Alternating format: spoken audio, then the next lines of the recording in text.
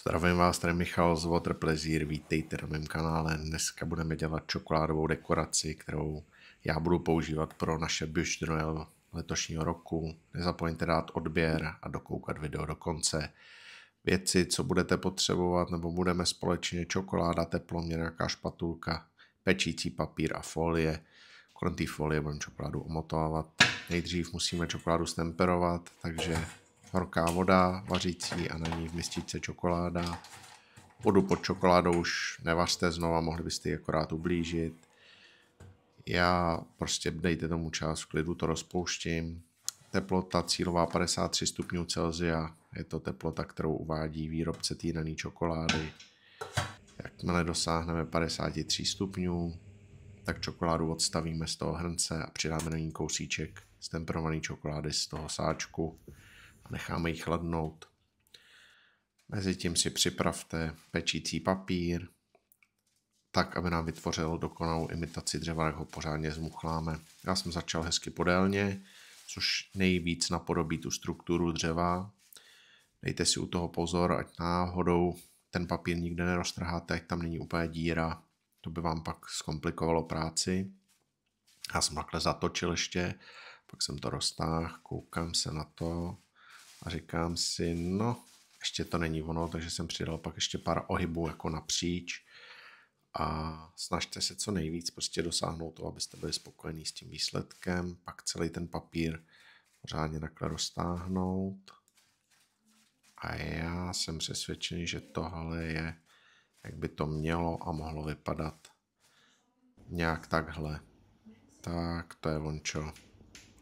Tak zpátky k naší čokoládě. Čokoláda se chladí, jak jsem říkal, teď chladíme na 31 stupňů Celsia, taky teplota určená výrobcem té čokošky.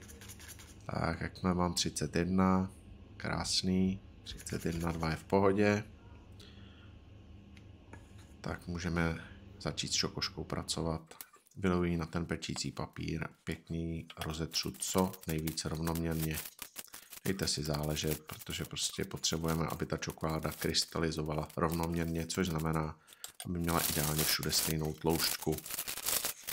Pořádně s tím zatřást a nechat to v klidu stát a počkat si. Takhle to vypadá.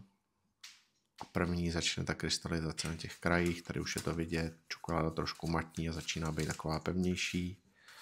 V tu chvíli jsem si řekl, že ještě přidám, abych měl hezky rovný okraje, takže jsem si naměřil podle dílky té formy. A teď to špejlí teploměrem, ale něčím, co má silnější špičku, abyste neprořízli ten papír. Si děláte 2 čáry a já vám zaručuji, že budete mít krásně rovný okraje. Tak, tady už je čokoláda ve fázi krystalizace, kdy už se dá omotat, vidíte, že je furt ještě plastická. Takže dáte další pečící papír na čokoládu, aby se nám nepřilepila na tu folii. Tak lehce přitlačit a teď zamotat kolem té folie. Můžete použít váleček na těsto nebo jinou formu. Pěkně utáhnout, ale tak, aby se to zase dalo vyndat. Tak, takhle připravenou ozdobičku někam do chladu nebo do lednice. Nechat několik hodin pěkně čokoládu skrystalizovat. A jdeme se na to podívat. Nejdřív vyndám ten prostředek, aby mi tu čokoládu nerozlámal. A jdeme pomalu sundat tu vrchní vrstvu pečícího papíru. Tak pokraje se odloupnou, s tím se počítá. Když jste dobře stemperovali čokoládu, tak bude křupavá a zároveň jako křehká, takže opatrně na tu práci s ní, ať si to celý nezničíte takhle ke konci. Tak ještě ten vnitřek, ten tam trochu drží a šoupa je to. Takhle je to hotový, krásný. Já z toho mám hroznou radost, moc se mi to líbí. Já s tím budu ještě v cukrárně pracovat dál, ještě se k tomu něco bude přidávat a vy si tohle vyzkoušejte. Doufám, že se vám video líbilo a já se budu těšit u nějakého dalšího, tak se mějte, čau.